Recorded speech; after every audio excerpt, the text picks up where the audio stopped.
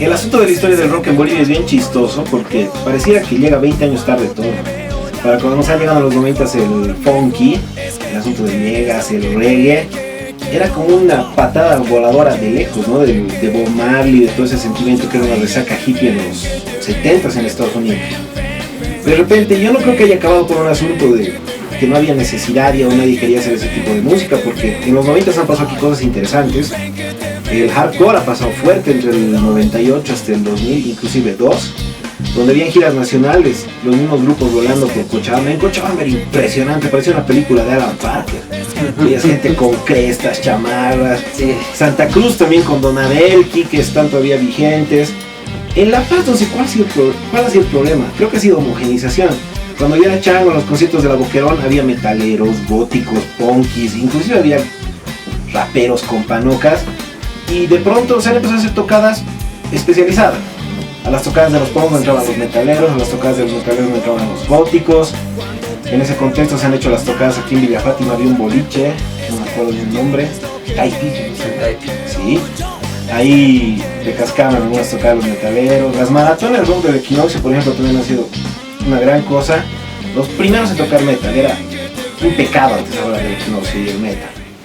Un poco después con la apertura y con el cable y con todo eso, un poco yo creo que las nuevas generaciones no escuchan tanto, no consumen tanto rock nacional. Y especialmente acá en La Paz, ¿no? En La Paz hay un problema mucho más marcado, creo yo, que en el interior. En el interior un poco uno es más querido, es mejor tratado, es mejor recibido, ¿no? Acá en La Paz es como, tal vez estás acá en el medio, estás acá y es como que es duro tocar, es difícil convocar, ¿no? Hay creo artistas contados con los dedos de una mano que realmente tienen un público, digamos, bien marcado acá, ¿no? Uh-huh. Pero esa época, me imagino la gente de esa época que consumía, ¿no? Que esa época ha crecido, tiene familias, tiene hijos ahora, entonces, ¿no? La gente que ya va a los boliches no sale. Esa época había muchísimo apoyo por parte de la gente y bueno, y las bandas también tenían buenas propuestas. ¿Por qué de pronto hemos dejado de tener referentes? ¿Por qué de pronto no ha surgido otra banda como Lucas, otra banda como Octavia? Porque la referencia de Octavia, por ejemplo, ahorita, y cuando tú ves, por ejemplo, lo nuevo que está sucediendo, desde el punto de vista técnico, mejores músicos que la generación de los 90, es decir, han sido educados en los conservatorios, han tenido acceso a tecnología moderna desde el principio. En las épocas en las que el rock de los 80 y los 90 se iba formulando, los chicos se prestaban guitarras, tenían que improvisar amplificadores, era un desastre la parte tecnológica. La era de la información ha democratizado todo eso y ha facilitado las cosas a la nueva generación. Tienen la posibilidad de haber estudiado música, a diferencia de lo que pasaba en los 80 y 90, digamos que eran más autodidactas los músicos, y tienen el acceso a la tecnología, pero no han logrado superar la capacidad creativa de los 90. Particularmente en La Paz, donde se supone que esta es la ciudad más cosmopolita, donde estaba la movida nacional del rock. Y de pronto la movida se ha ido a Santa Cruz, donde, digamos, Santa Cruz, si exaltaba algo culturalmente, era la cultura local, era su folclore, su fiesta, su carnaval. Y de pronto ahora la movida más interesante del rock nacional está en Santa Cruz. Las nuevas bandas que ya están, digamos, bandas jóvenes, bandas de colegios o bandas de universidad o bandas que están grabando el primer disco, es porque está fallando algo ahí, la composición, los temas. Eso también es una señal. O sea, tú dices, o sea, es que hay mucho movimiento, hermanos, pero ¿cuánta gente lleva a las bandas y tocan solitas en el Equinoccio, digamos? Hay mucha alianza, ¿no? Veo así, mucho tributo, mucho homenaje, haciendo negocio con esas cosas. Después de repente el Equinoccio se ha convertido en un escenario donde podías ver a Hate, 318 que ha ganado la maratón, inclusive ha grabado un disco. Se ha abierto y no sé si decir que el hecho de que se haya abierto ha liquidado lo marginal de esa música. Pero ha cambiado la concepción un poco de hacer música, porque para cuando estaba fuerte el punk, uno sacaba discos como podía en el estudio que podía. Nosotros lo hemos hecho en el estudio de Aira, que es un estudio folclórico, el primer disco. Y no obstante que no se escuchó una mierda, no se escucha nada bien, los platos está mal, la caja está mal, todo está mal. Es que había un sentimiento en esa época que yo no veo ahora. de agarrar y decir, 4 locos lo haremos, y uno que dice, puta, voy a perder plata, tiempo y dinero, pero lo haremos, así veremos qué sale. Y yo creo que se ha convertido en una iniciativa el asunto de la música muy mercantilista. Hay mucha gente haciendo música por las razones equivocadas. Bueno, en mi perspectiva, ellos querrán tener éxito. Por ejemplo, el hate de la Boquerón, yo lo puedo comulgar de alguna manera con el hate de ahora, ¿no? Con representante que tienen reglas entre ellos. Pero ese es un problema de ellos, no es mío. Pero para mí no es lo mismo, por ejemplo, el siglo XX, el demo del siglo XXI, que el último disco. Puede ser mis complejos de viejo, pero también. Ahora, lo que era antes en los 90s, me parece que era un poco más loco el ambiente. Cuando había el socavón, algo como el socavón ya no existe. El socavón era una cosa increíble. Los que hemos tenido la suerte de estar en el socavón, es una cosa inexplicable. Lo que pasaba ahí era realmente lo que se diría sexo, drogas y rock and roll, ¿no? Hoy en día ya no hay tanto eso, son más caretas, diría yo. Y a partir de ahora, cualquiera se compra una super guitarra, tiene una super batería y ya pues se cree un músico y forma su banda y tienen 5 estrellas ahí en la banda que si llegas a fijarte lo que se está haciendo, no tiene un interés en la parte artística, sino es más una pose de querer ser músico o de querer ser una estrella, no sé, alguien así muy importante, pero la parte esencial de lo que es la música y el arte y la propuesta y del trabajo de cada día de músico está olvidada, ¿no? Y es por eso que son grupos muy intermitentes que aparecen, hacen un boom, duran un año y no sabes más de eso. Y hay montonera de grupos que han estado en estos últimos tiempos y que no pueden surgir. Yo creo que no surgen porque creen que la cosa es así, chasquear y ya está todo hecho y no hay un trabajo. La primera vez que empezaba a componer tendría 16 años y empiezo a hacer cosas y decía, puta, parece guaño, ¿no? O sea, yo quería hacer rock, pero parece guaño. Se van a dar cuenta que soy indio, ¿no? O sea, dentro de mí, así, dentro así de vos, nadie está escuchando. Y después cuando ya te soluciona el pedo de que te miras al espejo y dices, sí, soy indio, son huevadas, pero hago rock, soy de ciudad. Y ahí tranquilo fluyen, y mis guaños se vuelven canciones, ¿no? Lo de la tecnología, me hubiera encantado en la época en la que sacó el primer disco, poder tener lo que tengo ahora. Ahorita en la laptop armo 2 micrófonos y me hago una sesión de voz tranquilamente, 4 micrófonos y hago una sesión de batería. Y lo hemos utilizado eso haciendo música, ya terminando casi en el ocaso de nuestra corta y insignificante carrera, ¿no? En el gran sentido de las cosas. Lo de la tecnología es brutal, especialmente para estilos de música que no son muy a la exposición, que no son muy pop. Te ayuda a grabar. Lo de grabar es lo de menos, porque luego te ayuda a mostrarlo. Puedes subirlo a YouTube, cualquiera puede subir su material, cualquiera puede cambiar material, es alucinante. ¿Y no crees que eso ha hecho que haya cualquier clase de material también? Es que nunca va a estar mal que haya más. Lo relevante va a ser lo relevante. Puede haber 100.000 grupos, puede haber 50.000 grupos, pero va a seguir habiendo cosas ricas. Nunca ha dejado de haber cosas ricas. Y va a seguir habiendo. O sea, el problema no es del que lo hace, el problema es del que lo busca, el interés. Se ha perdido el interés. No hay.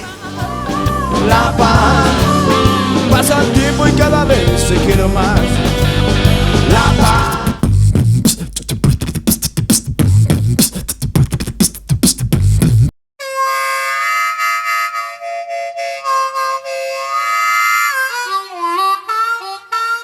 O sea, no es una cuestión musical, no es una cuestión de darle. No, o sea, es una cuestión, es otra cosa el rock. Es como una especie de, sí, de actitud, de espíritu. Esos. Agarramos la guitarra con mi hermano porque simplemente mi padre siempre tenía guitarra en la casa. Entonces un día agarramos, nos pusimos a tocar y de ahí nació. Siempre escuchábamos rock. Siempre, igual con mi madre igual creo que es una gran influencia al tipo de música que nosotros nos fuimos. Yo siempre escuchaba Pantera, los Chili Peppers también. Y como te digo, o sea, era encontrarme con una banda al vivo, y yo, digamos, un pelado de campo por mi padre y de barrio, digamos, en el tercer o cuarto anillo, no tenía acceso, nunca había visto un bajo, digamos, así. ¿Entendés? Tenía 15 años y recién estaba viendo la diferencia entre un bajo y una guitarra eléctrica. Y no me da ninguna vergüenza decirlo porque simplemente es un reflejo de lo que somos, ¿no?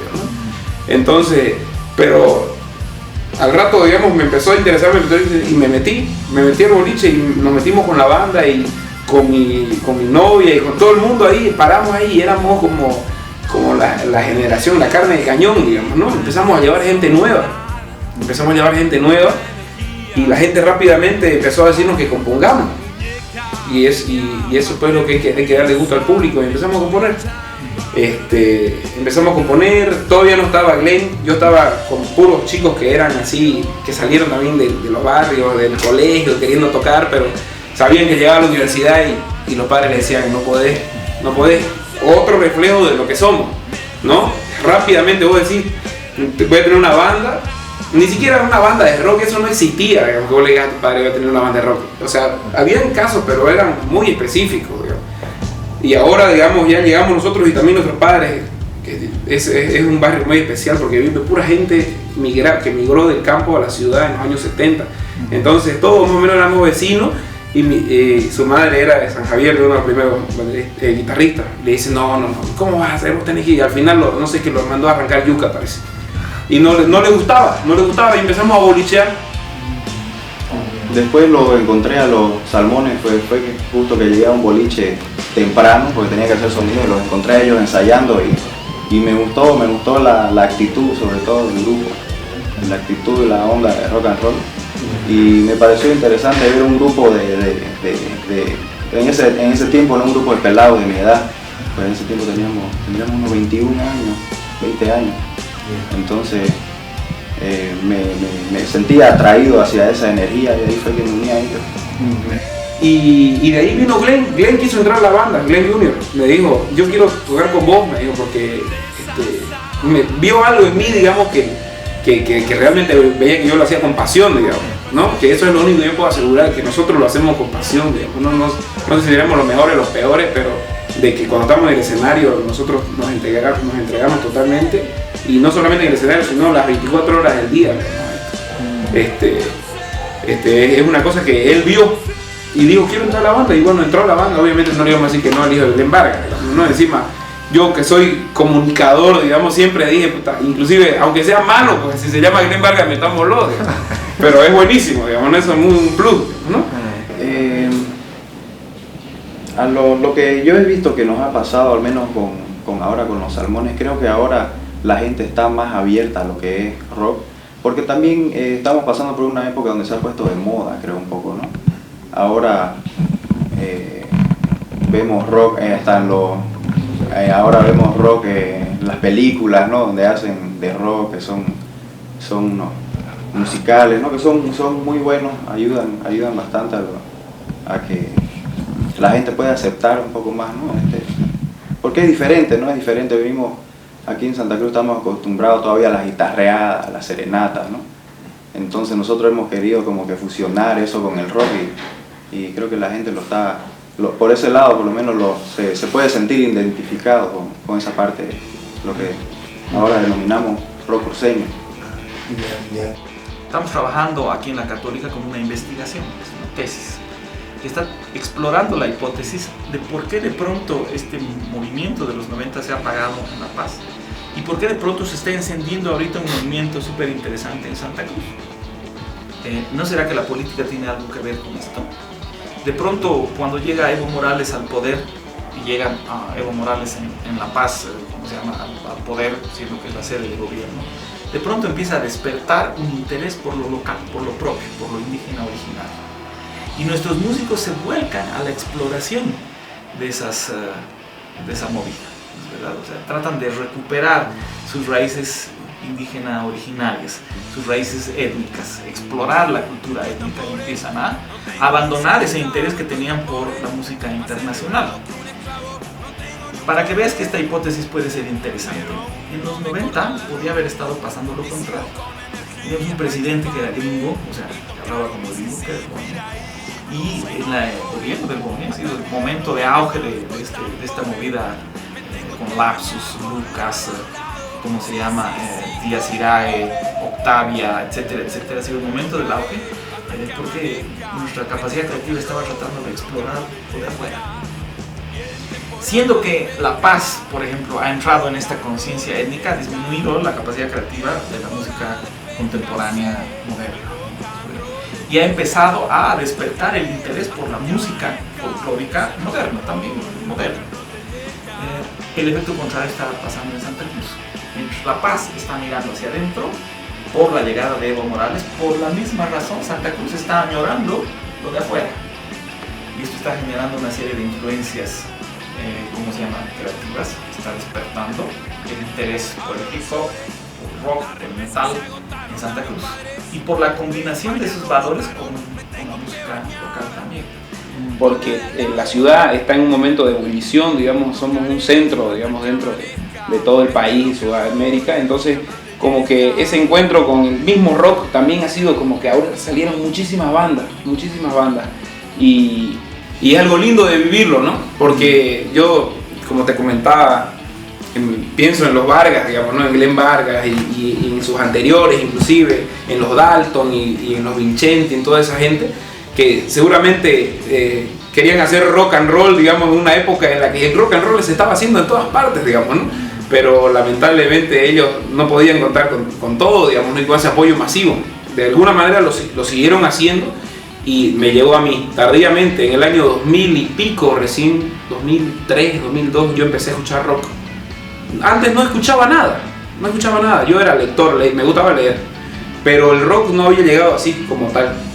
Y en el momento que llegó yo supe que era para mí, digamos, y que de alguna manera me completaba, porque yo tenía, digamos, como una rabia feliz, podríamos llamarlo, digamos, una rabia así de ganas de hacer cosas, de ganas de no dejar pasar el tiempo, que me parece que eso significa un poco el rock and roll, no dejar pasar el tiempo. Hemos tocado en todos lados, hemos tocado desde festivales de las universidades, hemos tocado en algunos bares, cumpleaños, matrimonios. La verdad que gracias a que hemos podido fusionar el rock con este tipo de música y a la gente le está gustando, hemos podido tocar en lugares donde nunca pensamos que íbamos a poder ir. Por ejemplo, estuvimos recién en Beni tocando era como un restaurante en Trinidad, y también tocamos en la plaza. Y hemos ido a tocar a Buenavista también, ahí para la fiesta del pueblo. A nosotros nos fue fácil porque no dejamos de tocar nunca. Desde que empezamos, tocamos en todos lados. Y como que esa es la primera. La primera es meterle, y si hay 3 personas en el boliche, bancársela, digamos, con todo lo que hay que bancársela. Y si hay 200 o 300, no creérsela, porque al otro día no puede haber ninguna tampoco. Entonces, simplemente tocar y dedicarse a eso. O sea, si realmente querés hacer eso, dedicarte a eso. Venís de norte a sur corriendo por la libertad. Sos un prisionero de la vieja cárcel, buscando refugio en el barrio Cerebro. Enganchas una ronda con los locos en la acera.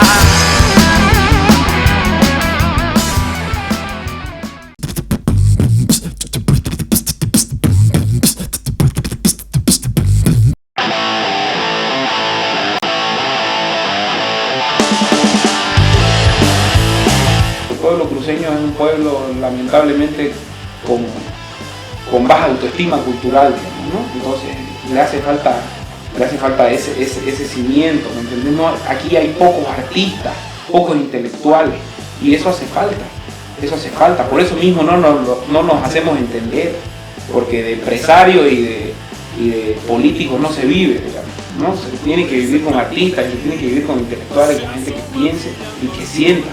Entonces nosotros también, bajo esa responsabilidad, seguimos con este proyecto.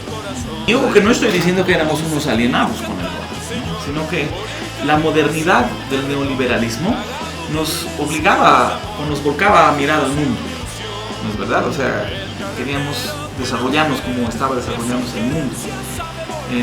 El Evo nos ha obligado a mirarnos adentro, a mirar la ciencia que teníamos adentro, a mirar la cosmovisión que teníamos adentro, ¿no es verdad? A dejar de ser occidentales y a tratar de pensar más en la Pachamama, en esas cosas.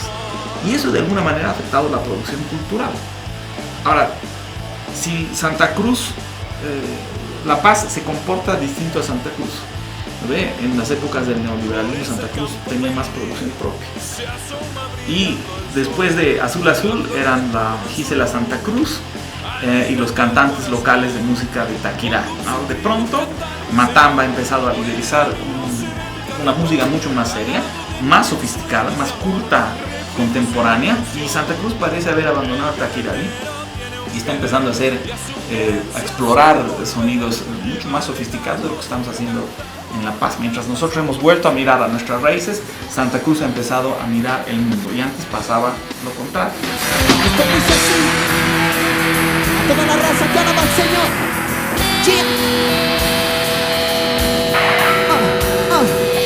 Hermano, escucha este canto, voy a darte un anuncio. Cosas están pasando en este mundo sucio. Hoyos de guerra, combates y peleas, señales en el cielo y prodigios en la tierra.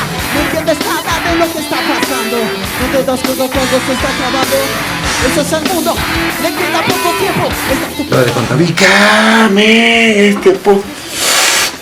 si este es el que creo que es a la miércoles. Este fue el primer concierto que toqué. Y toqué de invitado. ¿Verdad? La Roca, sí, con ellos me invitaron a cantar así. Todavía quiero si estaba mal, eso fue en el 96. Concierto cristiano alternativo. Ahora les voy a explicar por qué así. Estoy como ustedes, estoy revisando el pasado, recordando, sí. Sí, heavy. Ah, está, mira, Contracultura, Bombo, claro. Era el hijo de Max, hermano. Algo de ver ahí. Ah, puta, ya. Esto es de la... Ya. Puta, ya. Que una banda metaleña ganando premios, imagínate. Ahí está, mira, pues. Elegante. Esta la doble C. Rico, che. Bueno, recordar. Estamos haciendo suspirar. Puta, men.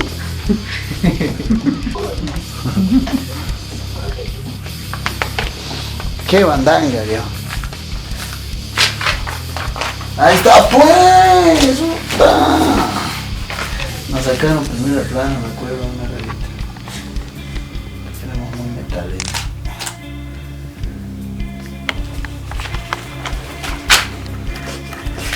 Ahí está, pues. El hijo de Max. Así es que creció. Full Sepultura.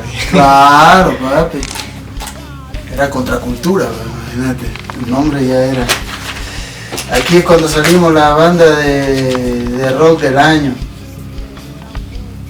Rock del año, siempre tocando a la raza, ¿no? Rico chango, che. Y así, y así. Aquí es donde empezó a salir todo. Porque nosotros éramos, yo cristiano, pues, ¿no? No había hardcore en Santa Cruz. En Santa Cruz solamente íbamos por el año 96 y a ver, entró una fuerte corriente de ¿cómo se llama? Poison, Cinderella. Eso era Iron Man. Era bien heavy y bien glam Santa Cruz. Glam y heavy, entonces Track era como el abanderado, digamos. No habían otras bandas, Materia Gris, no había hardcore, digamos. Entonces aparecimos nosotros, una mezcla de Rage Against the Machine con Sepultura, hermano. Y usando ancho, pues, digamos, ya no tan apretado, ¿me entendés? Como era el glam o el heavy, digamos, ¿no? Y nuestro riff era más... Era otro papo. Y de repente explotó eso. Y se formó la primera banda de hardcore en Santa Cruz de la Sierra. Salió de una iglesia cristiana, lo cual alucinante. ¿Quién iba a decir que el hardcore en Santa Cruz comenzó en la iglesia, carajo? Miércoles, ¿y dónde nos íbamos a ir a tocar? Nosotros nos metíamos al carnaval. ¿Dónde vamos a ir a hablarle a la gente, a soltarle cosas lindas? Donde se están reventando, pues, en carnaval, vamos allá. Pero nosotros llegamos todos irreverentes, o sea, cristianos, escribiendo nuestra propia letra y sin ni un taquirari. Miércoles, o sea, todo mal, todo al revés, es que nosotros queríamos hablar con la raza, o sea, queríamos hablarle a la gente, soltar buena vibra y no aparentar nada, solo tocar buena energía y ahí soltamos eso y era como que todos estaban como no, y nosotros así se quedaron, no sabían para dónde mover la bandera, digamos, ¿no? O cómo moverse, entonces como habían escuchado heavy toda la vida, no sabían para dónde arrancar, entonces medio que los guiamos, ¿no? Y ahí empezó a hacer headbanging, un headbanging nuevo, ¿no? Headbanging y empezaron y era como que se empujaron medio saltante, era rarísimo, pero estuvo muy bueno. La raza, ahí es donde empezó a formarse la raza. Yo no le quería decir fan, nunca le quise decir fan a nadie, mis seguidores o esa, nunca quise decirle eso a nadie. Entonces lo bauticé con el nombre de la raza. La raza era una estirpe, era una selección, era una, qué sé yo, hermano, era la raza consciente, un ejército de locos conscientes. No, pues mirá, las calles del barrio. Salimos en primera plana, papá. Eso fue un golazo. Esta fue la primera foto saltando, así que los demás son unos... Esta fue, papá, mira, éramos una tribu, loco, de mente. Qué buenísimo. Sí, fue tremendo, Kerox, fue tremendo, Kerox, fue una banda que realmente cambió la música o la escena rockera en Santa Cruz, ¿no? Porque dejó de ser glam o heavy, fue la primera banda de hardcore y de ahí ya aparecieron las demás. Y bueno, después de Kerox ya vino la consagración, si se quiere, ¿no? Que es Contracultura. Ya, Contracultura, hermano, eso era tremendo. Ser hardcore era primero ser cristiano, a ese nivel, digamos, primero ser cristiano en Santa Cruz, porque esa era la revolución, ¿me entendés? Eso era ser rebelde, así. Ser rebelde no era así, hacerte miércoles, digamos, ¿no? O estar muy partido, emballado, así, digamos, eso no era ser rebelde, era hacer lo contrario, ¿me entendés? Lo difícil, lo que cuesta, ¿me entendés? ¿Me entendés? Y ese era ser la raza, entonces eran puros leones, así, soldados, vos veías, hermano, pura gorra de atacar, loco, así. Soldados, hermano, así, ¿me entendés? Puro león y leona.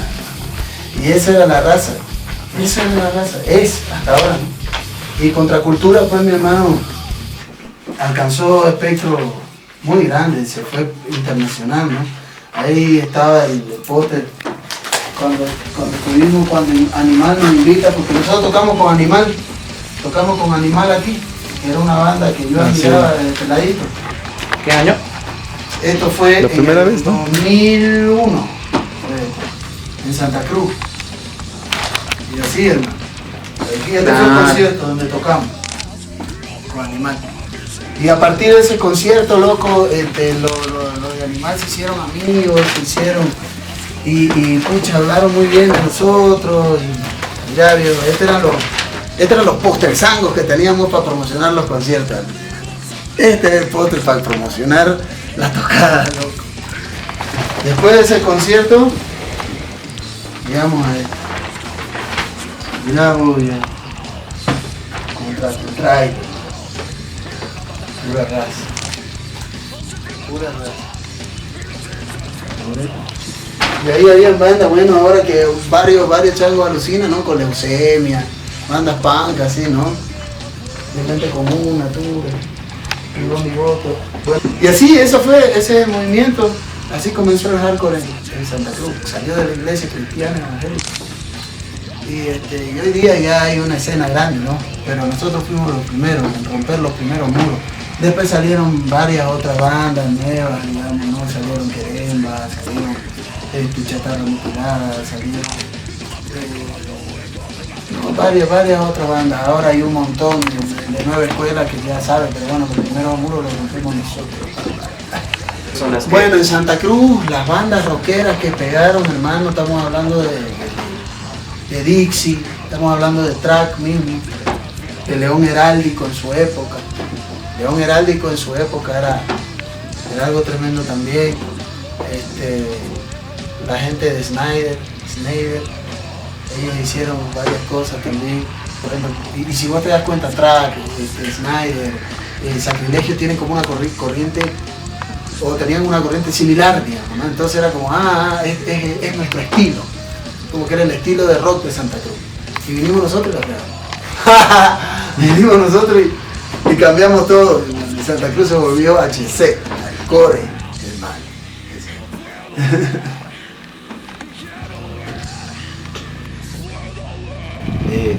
El problema del productor musical no ha fracasado porque lleva la piratería y se lo ha comido. El productor musical no quería apostar por lo nuestro, porque no le pareció muy negocio. No era inmediato, no era efectivo y no le daba plata, ¿verdad? Nos han abandonado los músicos. Es lo que pasa.